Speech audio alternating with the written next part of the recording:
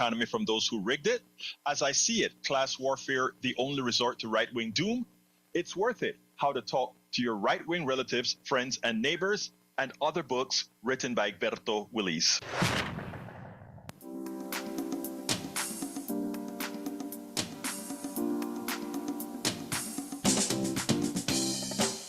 Welcome to Politics Done Right. My name is Egberto Willis, your host. Good morning, Houston.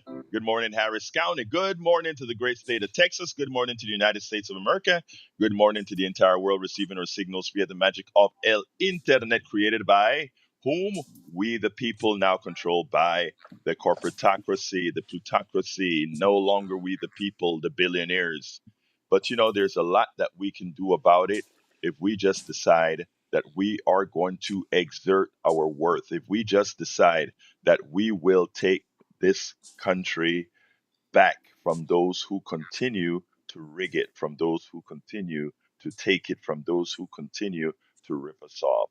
But first, we have to have confidence in ourselves and realize that given that we still have a democracy, there's much that we can do. But folks, without further ado, let's go to the geniuses in the studio. I think we have Howard Reynolds and Jack Van Beba. And Jack deserves top billing this morning. He gets in at 5 o'clock every day, sets everything up, and makes my life easier. So he deserves top billing. I don't. So let's try this again. Let's go to the geniuses in the control room, which we've never seen. Jack Van Beber and Howard Reynolds. Thank you, Howard. Thank you for your vote of confidence. Absolutely. And right. Jack has been approached by our program director to do his own show. Yeah, blew me away. Yeah. I heard about it, and I the one thing I forgot to ask is, did you give it a name yet, Brother Jack? No, not yet. Not yet. Okay. I can't wait. I can't wait to start throwing that out there and says, don't forget the da with Jack Van Beba. Mm-hmm. Yeah. I'm excited. I'm enthused. I feel very honored to be thought of that highly down here. Well, I've always thought of you very highly, because I know what you do. A lot of the people don't know what Jack does behind the scenes, and I do. And I appreciate him every single day and twice on Sunday. And mostly when I'm not here. yeah, there is that. When you got struck down with COVID, man, I had to work my ass off around here. So it's like holy cow. And what happened when you came back, the day you came back? You gave me a big hug. I said, thank God you're here. And I can imagine, man. I appreciate you every single day, Jack. You just don't know it. Thank you. No, I know it. All right. What you got for us today? Well, the show confronts the everyday. Good morning, Egberto. Good morning, Jack.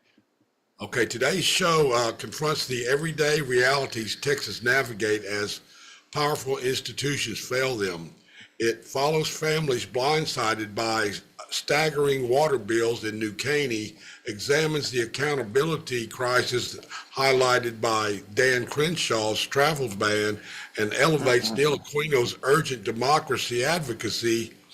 It ties these local battles to a national struggle where Republicans push a hollow health care plan that steers billions towards insurance giants while leaving patients exposed. Together, these stories reveal a nation in need of structural change, transparency, and community-driven resistance. Yeah, community-driven resistance. I'll resist that. I love it. But and Jack, let me see. Let me put you on the spot here. What is teasing your fancy right now? What is kind of irking you right now? Well, what irks me is the fallacy of home mortgages. I was writing on it, but I really didn't get it done this morning. Wait. I'm gonna stop you there. You said I was writing and I didn't get it done this morning. Well, hey, brother, you're a host now, so we're gonna throw you on the spot. Tell me a couple of sentences about that mortgage thing that's bugging you. Well, the would-be homeowner is exploited to the tune of 38 to 48% of their income. They say that they can afford a home this big, which fits the American dream, but it's a carrot on the stick because the financing profits are pulled out the first 7 to 10 years of the mortgage, and you end up not paying the principal down very much. So you're still left with almost the whole mortgage ahead of you the next 20 years. So Yeah. if you just do the math on your payments for 30 years, it tells a different story of what you're paying for the house. The only increase in value is over time. Over the 30 years time, the increased values of the home. That's what the homeowner gets at the end of the deal. But it's turning into a ball and chain, around the homeowner's neck, especially as utility bills increase and like you said, Insurance. water bills, are going to increase because I've known about the possibility of water wars for about 15 years now. Because Yeah. I was in the water industry, and as they manipulated to get these rivers like the Comel, the Trinity, to buy up the water that's coming down the rivers, for it's being owned instead of just being kind of a resource that utilities could take from. Yeah, it's So amazing. A lot of oil, a lot of water rights in throughout Texas is privately owned. I mean, a lot of people don't know that, and you're correct that about the coming water wars. Because again, every time you privatize something, especially things that the public depend on, the public is going to pay the price. But we're going to talk a whole lot about that. Before I get to Neil, anything else you want to add, Howard? Oh, no, I'm good. Okay, well, let's go ahead and get busy. As you guys know, today's Thursday, which means it is Neil Aquino Day, the founder of the Houston Democracy Project. Neil, good morning. How are you doing today, my friend? By the way, Good. it's Houston Democracy Project.com. Houston All right. Democracy Project.com. Go ahead, Neil.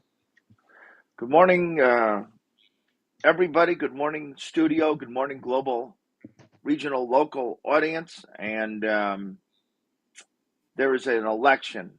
There is a Houston City Council election, just to make sure we get to it. There's a Houston City Council election with early voting beginning on the 1st, running from the 1st to the 9th, and election day on Saturday, the 13th, for at-large position for council. If you live in the city of Houston, you can vote in this election. If you live in the city of Houston, you can vote in this election.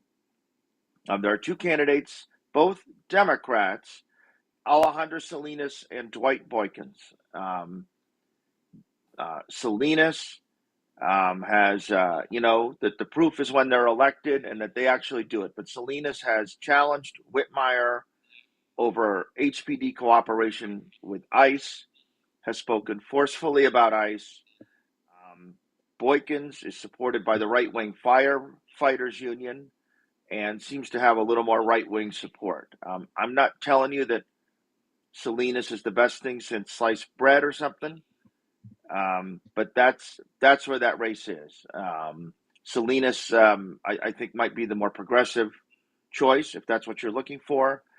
But if you live in the city of Houston, the 1st through 9th early voting and election day, Saturday the 13th, wherever you live in the city, you can vote in council at large for. It's the only thing on the ballot. It'll be low turnout, and your vote will be significant. That is so important.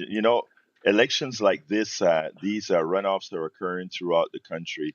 And you made one important point that this is generally a low turnout election. What that means is your vote and the coalition that you can build to vote can have that much more power. So, folks, Neil just spoke about the elections in Houston. I can guarantee you that this is replicating itself throughout the country. Please remember to go out and let's do our civic duty. Many progressives continue to say, well, what's the point? The point is, especially in elections like this, it matters.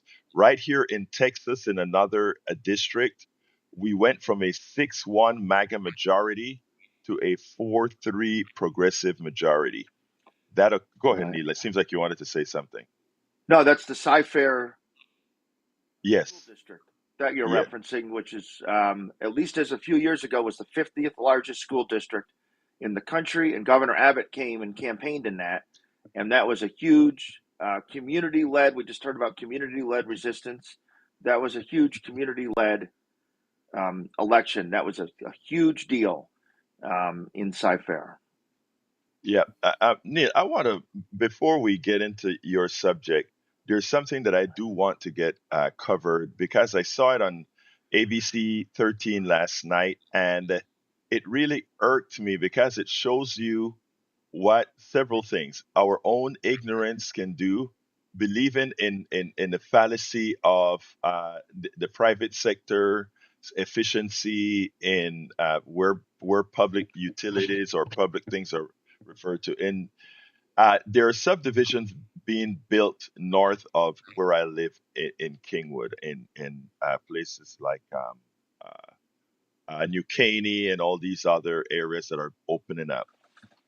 What's starting to happen is you get these water companies that provide there's something called a utility district all over the country. You have them, right, where they provide the water services for you, These are the wastewater, MUDs the locally owned. muds. Yeah, exactly. Mm-hmm. And they're I believe most of the times they're nonprofits. Correct me if I'm wrong, Neil. But anyway, I'm, yeah. you're not sure. Okay. But anyway, we have this particular company, Texas Water Utilities LP. And what they have done is, and again, this is sanctioned by the Texas government because it goes on, they can't do anything without the Public Utility Commission giving them permission to do so. But this private company is, before these people's bills even began, these are nice homes. They just built a new subdivision. And a lot of these people lived elsewhere in Harris County, Texas, and they've had their water bills before. There's some of these people that never had a water bill over $70, over $100. They moved into this new community. The water supply that they get comes from this company called Texas Water Utilities. And before a drop of water flows through their pipes, when they look at their bill, there is over $100 of fees, over $100 of fees before we start metering the water at all every month.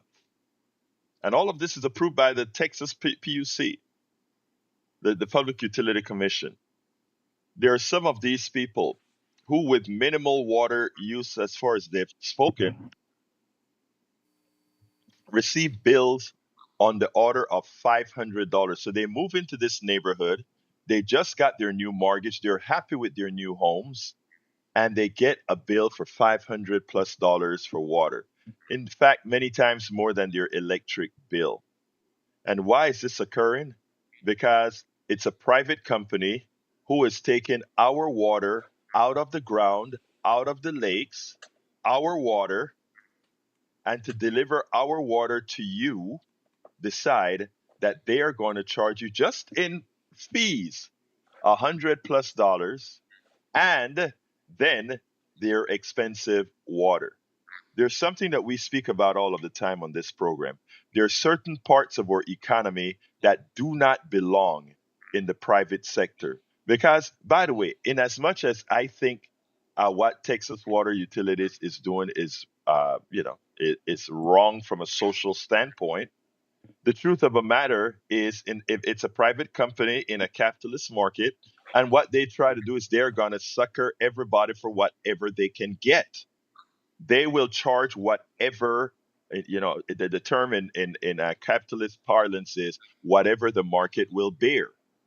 And well, the market board that they can charge whatever they want until the people rebel, until the government comes in, etc. But remember, what they're delivering to you is simply infrastructure to deliver something that they do not pay for, water.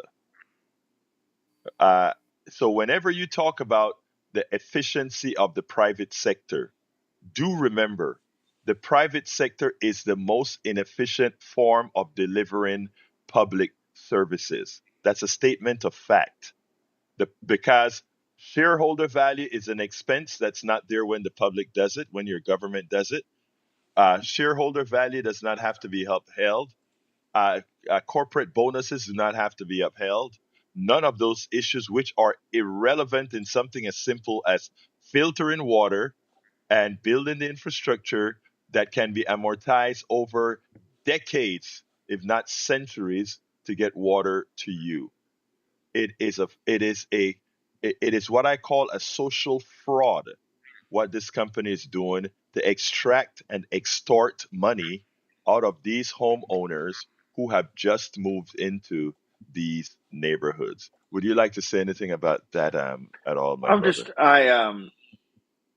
I'm reading the story on Channel 13 um, that you reported, and it talks about, for example, Channel 13. We also spoke with several customers in Trinidad, about 70 miles southeast of Dallas, who filed protests against the company's rates. So this company is this is going on across. I know nothing about this type of subject. Yeah, But this company is doing it across. And I went to the New Caney Municipal Utility District website, committed to providing clean, safe water for all our residents. And I leafed around to see where it tells you you're getting these fees, but and the thing in you wouldn't know that, you wouldn't know that investigating. But here's the thing: I think there are two things we're talking about here, right? There's a municipal utility district that I don't think I think the Texas Water Utility is just an independent private company that's doing this. And right? I did some research on the company after the thing, and it turns out it's a private company. I see. Shareholder value has to be upheld. It says in short, Water Texas is a significant private utility player in Texas, operating water and wastewater system across many counties, tracking growth and investment, and subject to regulatory oversight. When we talk about a purchase government, this is what we're talking about. Because if Houston and Houston water rates are high, but if Houston can deliver water so much cheaper than these guys here, there's no reason for us to have this kind of a tax that simply puts money into the pockets of a few because you want to make a lot of money from delivering water to customers. Anyway, welcome aboard, Lynette, Bobby K. We also have March KJ, Paul Witten Brink. Thank you for being here, Cheryl Elkins. Thank you for being here. Jane B in North Carolina, Darlene, Mason, PJ Schuster. Thank you all for being here. And on our other network, we have Joe from California, Harry Denson from Katy, Texas. I missed the first few dozen in on Substack, but please forgive me. It's not my fault. All right, Neil, what are we talking about? I googled, does New Caney get its water from the city of Houston? We'll end the subject in a second, but it does not. Okay, that's a whole nother issue. Remember when we were made by the legislature to sell our water at cost to other Right. municipalities or other entities, and we can't profit off of it. It's the free market for everyone, but the public. ICE, ICE is in Houston, and there was a very contentious public council session, public comment council session on Houston City Council on Tuesday, this past Tuesday, with terrible attendance by council members. These council sessions on evenings once a month to talk about anything you want to about public comment. 6 council members were absent. One council member left just as it began. So of the 16 council members, really only 9 were there, barely a quorum. There were 77 people signed up, about 50 spoke, and they mostly all spoke about the fact that Whitmire said for months that the city wasn't working with ICE, but the city is working with ICE. And speaker after speaker address that. Councilwoman Letitia Plummer has introduced, this is in the Chronicle, a Proposition A ordinance. Proposition A, which the people voted on in 2023, approved, is that any 3 council members can introduce something to the council agenda. Under a draft proposal from Councilmember Letitia Plummer, police officers would have discretion about whether to call ICE and would prohibit officers from keeping drivers stopped while waiting for immigration officers to arrive on scene, citing concerns about the legality of doing so. She needs 3 signatures to get that to council. She and Tarsha Jackson, a district council member, have done so, and she has till 3 o'clock today. Councilwoman Plummer is running for county judge in the Democratic primary against Anise Parker. That's the March 3rd primary. And she is off council in mid-December when the election that we mentioned earlier in the show is held, right after it's held, immediately after it's held. So I wish that Councilwoman Plummer had introduced this a while ago, because she's almost out the door. But I will tell you that the council members do not want to address ICE. That some will make a statement. Mario Castillo made what seemed like a good statement. The District H council member stepped back from it literally the next morning on the word of the police union. I still can't quite believe it about Wait, HPD and ICE. Explain that. I mean, what statement did he make, and what did he step back against? So, Councilmember, the Tuesday before, 9 days ago, Councilmember Mario Castillo represents some of Northside and the Heights. Made a statement when other council members. This was right after Whitmire had made his comments that he admitted that it was being used, that HPD was being used. Castillo made this good sounding statement that he won't use his discretionary district funds. Every council district member gets some district funds. They can use it for whatever they want. Some use some of it for services. He said that he would no longer approve any HPD overtime until he had those assurances that those dollars weren't supporting HPD and ICE coordination. I'm now reading the Houston Press. I saw this myself on the council broadcast on HTV, which is an excellent service. HTV, you can watch the council meeting. Castillo told the Houston Press Sunday that he asked for transparency and got the information he needed when the president of the Houston Police Officers Union, local, explained local law enforcement procedures during the meeting. That reassurance was really important to me. That's why I said I got transparency, clarity, and public. That's why I said what I said. And he had said that he now had this clarity. Blah, blah, blah. Castillo walked back, at least for now, the threat to withhold overtime pay, but acknowledged Houstonians are anxious about ICE. It's really incredible. It took him forever to make a statement, and then he yanked it back the next day. And this was the meeting, I believe we talked about this last week. This was the meeting where the head of the police union, and then no police officer came. This was to explain ICE. Yeah. Right. So that Whitmire didn't bring a police officer who's at least theoretically accountable. He brought the head of the police union, who is not accountable to the public.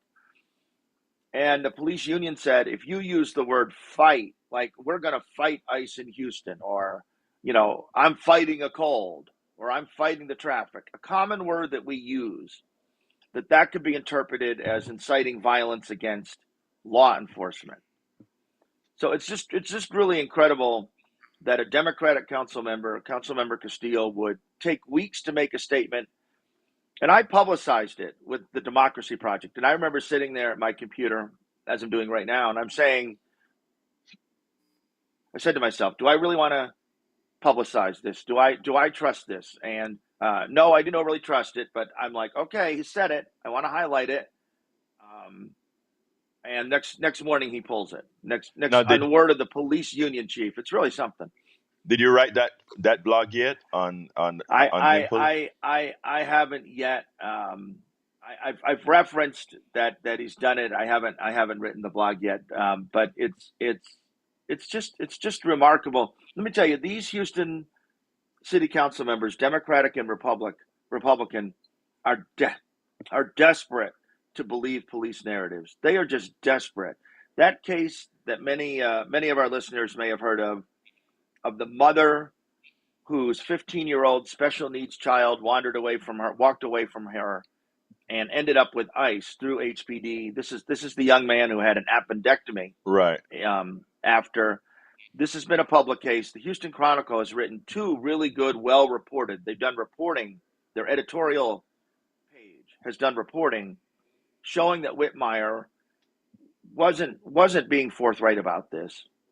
This has been a big case, and the police chief came to discuss it when this first came to light a few weeks ago. And these council members are just desperate to believe what the police chief said and not have to go against HPD, not have to go against the union. And it's real as we move closer to authoritarianism and where we're headed in this city and country. It's disturbing. It's sad to say this, but I don't know that I've ever seen a reported police report that actually told the truth of of any incident that has ever happened. They have learned they've learned how to lie on those reports. And I think it's from from relatives that I have in the forces around the country. I can tell you that they learn to lie on reports, and they don't call it lies, but they learn how to lie on reports. But anyhow, let's go to Richard on line 1. Come on in, Richard. Yeah, thank you. Yeah, thank you. Point taken from Jack last week when he asked for the address of these places that I was voting. So hang on here just a second. Okay. Richard, are you on a speakerphone, or are you talking directly into this system? I'm not on speakerphone. Okay, go ahead. Is that better? Yeah, go ahead, Richard. That's better, Richard. Go ahead. Okay. Well, thanks for Neil, your project, your democracy project. You're doing great. No Mercy to Maxwell is December 6th, and it's at 1100 Urso Line. That's URSUILIE in Bryan, Texas, 77803. I called in last week and I said, "Hey man, I'm old school, so can you give me an address so I don't have to look at it?" So that's what I'm doing. Also, we're having a rally for December 6th. Also, I'm going to try to make both of them because it's just an hour difference from Bryan to Montgomery. But this is at H. Wines in Montgomery, Texas, and it's at 14343 Liberty Street in Montgomery, Texas, and that's 77356. It's from 2 to 6. And the one, let me back up. The one in Bryan, the pedophile Maxwell prison, it's from 2. I'm sorry, it's from 10 o'clock to 12 o'clock. So I can make both of them.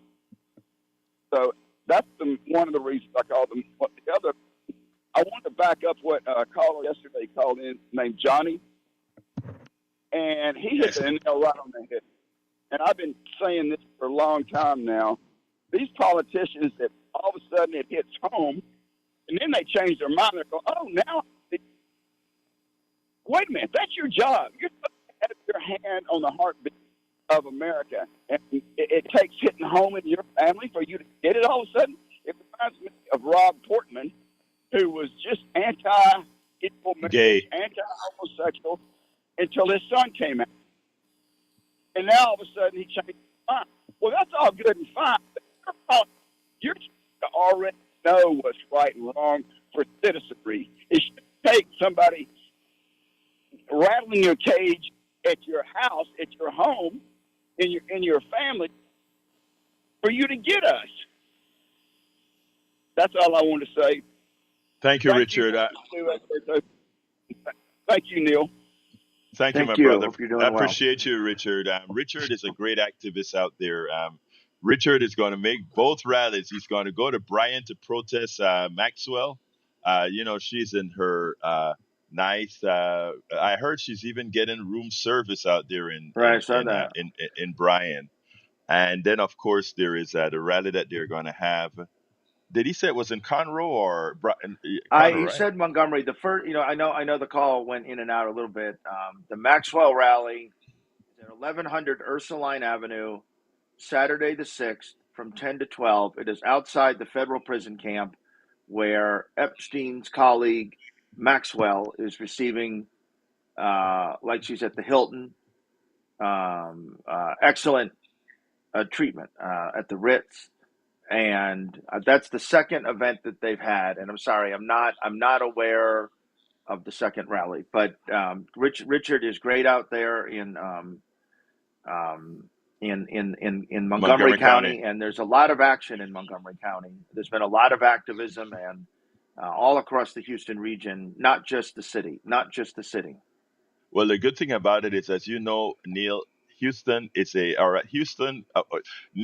Harris County, of which Houston is a part of. Houston is a part of two counties, I think, both Harris County and Fort Bend County. And I tell you, the Harris County is considered a bellwether county for the entire country. So we are one of the counties that they monitor to understand what's happening throughout the United States of America. There's a sliver in Montgomery County. And yeah, there's a sliver of Houston in Montgomery Yeah, County as yeah. well. In fact, Montgomery County often in close elections are the ones that decide it. So it's interesting. It has done it for That several Fort mayors. Bend portion elected Sylvester Turner. It's largely Democratic, and when he ran against Bill King, he won Yes, about 90% out there, and that tipped the margin. Yeah. that's what was needed. Anyway, I see LVW is in the house as well. La Profesora LVW in the house, and on the other side of the aisle, we also have Maz Maniac from Deer Park, and Gene Daigle from Alvin, Texas. Oh, hi, Reyes Gene. Nunez, Yeah. yeah, good old Gene.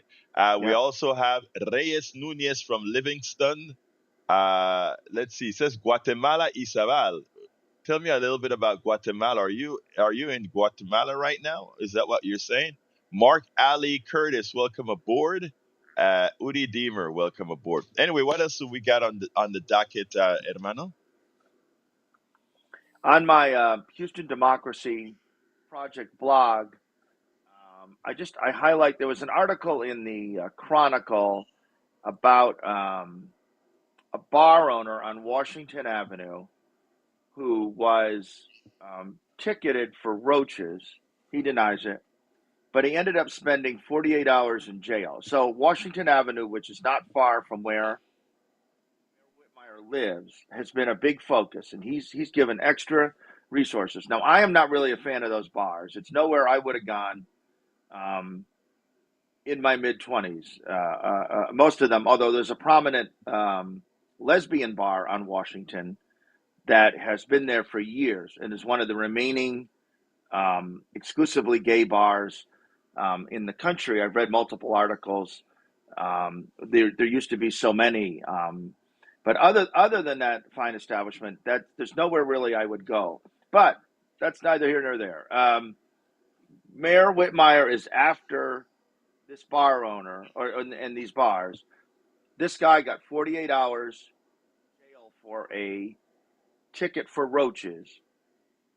Mayor Whitmire promised with the civility ordinance, which has been expanded through additional neighborhoods of Houston, which essentially bans people from sleeping, or putting their belongings and sleeping on the sidewalk. He promised there wouldn't be more tickets. They have written ticket after ticket after ticket. The Pride Crosswalk, which we've talked about here before, that Governor Abbott and the Secretary of Transportation mandated be erased, There were protesters. 4 people were arrested.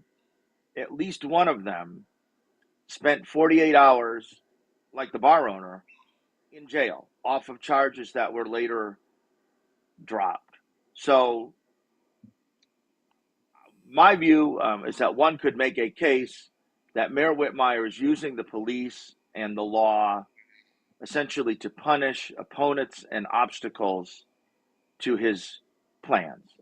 There seems to be the potential of a pattern where Mayor Whitmire, HPD, you see there's this dispute going on now with HPD and Council Member Pollard over the use of his district discretionary funds, where HPD is telling him he can't use them for certain police functions now. Councilmember Pollard is saying that the police are acting at the behest of Whitmire. But it is just disturbing to me, again, with all that's going on, with the prospect of the suspension of habeas corpus, with all these ICE, all these attacks on our rights. We know that Mayor Whitmire is a bully. And it seems possible that whether at his request or they know it will satisfy him or a mixture of the two, HPD and the law is being used to hassle and bug or even jail for a weekend his opponents. Well, folks, remember, Houston is a progressive city, and it should be governed by a progressive mayor. It currently isn't. Progressives need not sit on their petards or sit on their behinds. What they need to do is go out there and start preparing for electing competent progressives to run this large progressive city, very large progressive city. Let's go to Armin in line 2. Armin, you're on. Hello? Yes, you're on. Oh, okay. I was, with all this talk about the mayor's power and all this, I was thinking of, like, you know how San Antonio formed their government? Like a Did they? less stronger mayor. Yes. Is that something that we should try to apply here? Or do you guys think maybe that system wouldn't work? The truth of the matter is, I'm going to answer this first and then defer to Neil. I honestly do not know what the procedure would be to change Houston from a strong city mayor to maybe one that even have a city manager. Neil, can you expand on that? I'm going to wager that's a charter amendment. Although in this environment, the legislature can interfere. But let me. I'm going to imagine that's a charter amendment, just like we referenced Proposition A earlier in the show that weakened the powers of the mayor because it allowed 3 council members. Let me say this though, that in a past life, I worked in Cincinnati city government. I worked for a council member. At the time, they had a fairly strong city manager form of government. They've kind of pulled away from that, but I've learned with municipal government that the form of government you want is whatever it is you don't have. That in Cincinnati, they moved from city manager to stronger mayor. Here, maybe we wish we had a less strong mayor. What I really wish we had was consistent involvement by the public as a check and balance. The best check and balance is you and I. The best check and balance is you and I. I swear that big money is writing the checks in the city manager form of government, hybrid systems, and here in our very strong mayor system. And I would really encourage, you can Google Houston City Council. It will take you to the website of council. You can see when committee sessions are, what time, who the council members are. And I would encourage, and it doesn't take much frequently. Now on ICE, 50 people can sign up and they won't say a word. But Councilwoman Plummer did introduce something, but frequently on issues, it does not take a lot of people to get to move something. Is that a satisfactory answer, Armin? Yes, yeah, totally. Great. Anything else you want to add before we move on? Just one other quick question. why do we think the council members are scared to speak up? Neil? I think the mayor exerts such power. To me, the current form of management of government we have in Houston at the moment is Donald Trump and Greg Abbott kick sand in John Whitmire's face, and then Whitmire bullies the people below him. I think that's a fairly, if I were teaching a class, I would posit that as a system. Then also the fire union and the police union exert such power, although I think we're normalizing actually the firefighters' endorsement being a liability for some Democrats, and I think the police union has no credibility. But part of the problem is, I'll just come back to the same theme as I did before. The electorate is so small; it's about 17% frequently when there's a new mayor's race on the ballot or a contested mayor's race. It's disproportionately whiter, older, and Republican. And these council members are afraid to alienate the public safety unions, and the mayor has such power. And when you watch council, I watch every session, the mayor sends them on trade junkets. Like, it's time for a trade mission to South Korea or Europe. The mayor designates a council member who goes. He has power over so much that they are afraid to alienate them, and there's not the check and balance of A, consistent civic participation, and B, not enough turnout. The check and Now, balance would be us. going back to that, that's what I was about to say. Check and balance is us. Check and balance is us. Thank you, Armin. We'll talk another time. Before I go to Rad, I want to point. Thank you very much. Before I go to Rad, I want to point out that Mark Ali Curtis, thank you for being here, says, and when water company's tank explodes and implodes and wipes out several houses like it did in my neighborhood with flying debris and then flooded out homes with rush of water due to negligence in their part, they claim no responsibility. That's private delivery of water for you, my friends. Let's see. We also have Bill Lai says, I'm always here via radio. Love to all. So this is a radio listener that decided to go online today and leave us a message. Mosmaniac is in Houston, Texas, of course. And thank you, Kathy, for being here and all the others that have joined. Cheryl says, this is true here in our city, too, in Massachusetts. We just had a mayoral race, 23% turnout. Only 7 of 28 candidates ran opposed. Miserable civic engagement, white and older. Folks, we complain a lot about our government.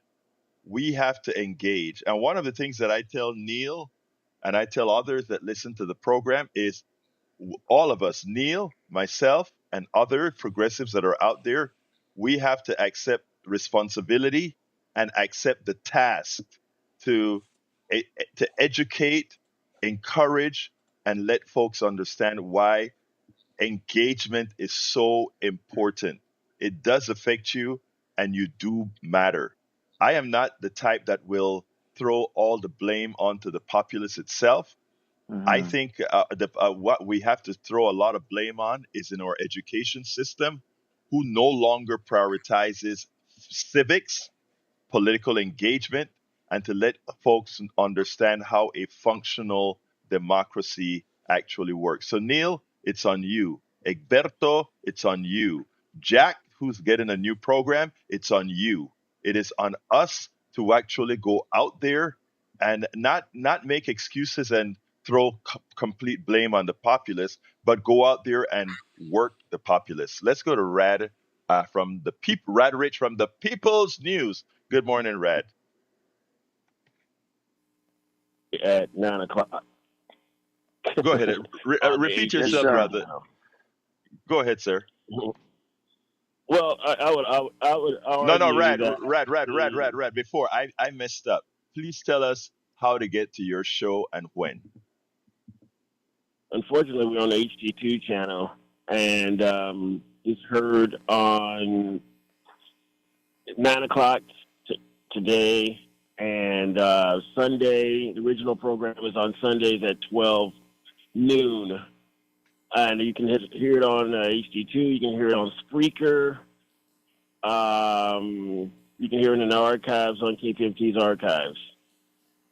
And let me just tell you that Rad has a very good show and a research show. He goes out there and he does the homework. Along with, are you still working with your partner? It's the only news show on KPFT, by the way. There you go. Hey, wait a minute! Stop that! I consider my show a news show. My brother Neil and myself and others, we give quite a bit of news. So stop it. I beg to differ. I know you beg to differ. Let me ask you this question, because you said that we need a progressive mayor. I would argue that we never had a progressive mayor in Houston. You look what Anise Parker did when she made feeding the homeless illegal. We went through that again with Turner and the fight for police responsibility with Turner. So I would argue that sometimes they do some stuff that is progressive, but for the most part, they're just a regular politician, so to speak. Did I say we've had a progressive mayor, or I said we need to elect a progressive mayor? I don't think Houstonians are progressive. I think Houstonians are more liberal, but I don't see a majority of the Houstonians are being progressive or anything like that. They're kind of middle of the road. Well, I do the polls, right? And I follow the polls. And when you take a look at the polls and you take a look at the things that people want, the thing about it is that I think we have to distinguish from is how things are marketed and what people are really asking for. And when you put the polls out there as far as what people want and ask the questions, Houston is a progressive city. You are correct, however, that when the vote is held, the kind of machinations that happen with the votes, many times people vote against your interests. I'm not going to argue that point, my brother. Let me say this and let you go. I look at statistics. Texas Public Policy conservative group had a forum over at Texas Southern yesterday dealing with the voucher program, and they were saying how great the voucher program is and how much money people are going to get and how it's going to be a success. Well, they were using statistics on how many people, black, white, brown, that want the voucher program, that want education, or what they would say they want a better education. But if you poll or you study 900 people, 900 people is not a sample study of the population of Texas. And that's what they use as their statistics. I would say that's the polls that you use. If you're not polling a vast number of people from all over the state, then you're not getting a real read on. I agree with that. I agree. A real sample of the population. I agree with that, but and I know that statistics can be maneuvered and tweaked to make your certification.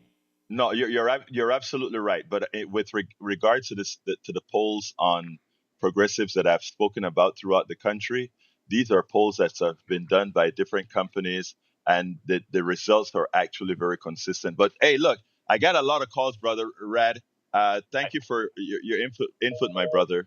Let's go ahead and go to Margaret. Come on in, Margaret. Good morning. Good morning, my dear. It is the duty of every American citizen to vote in all levels of government for it to work. Over the years, our Constitution has been amended several times, giving all of us right to vote in all levels of our government, even though some states have passed laws preventing some of us from voting. It is up to every individual American citizen to understand the registration process in their state.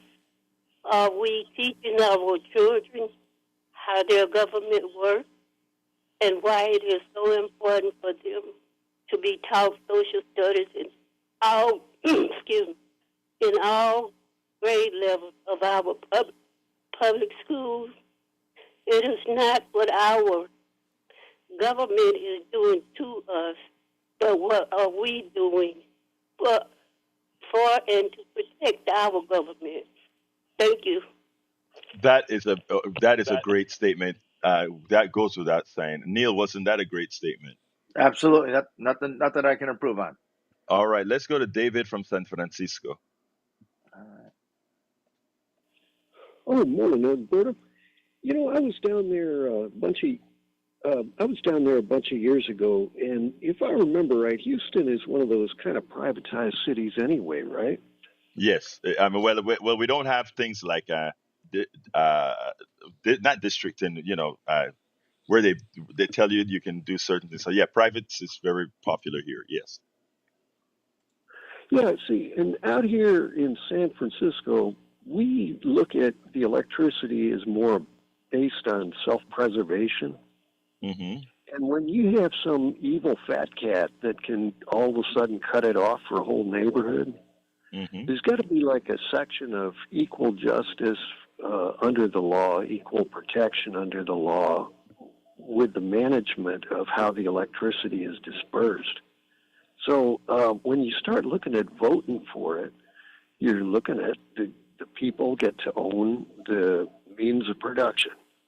And the old boys that want to be able to cut it off and starve people, make them pay a pretty penny for something that could be produced on your roof with a solar panel.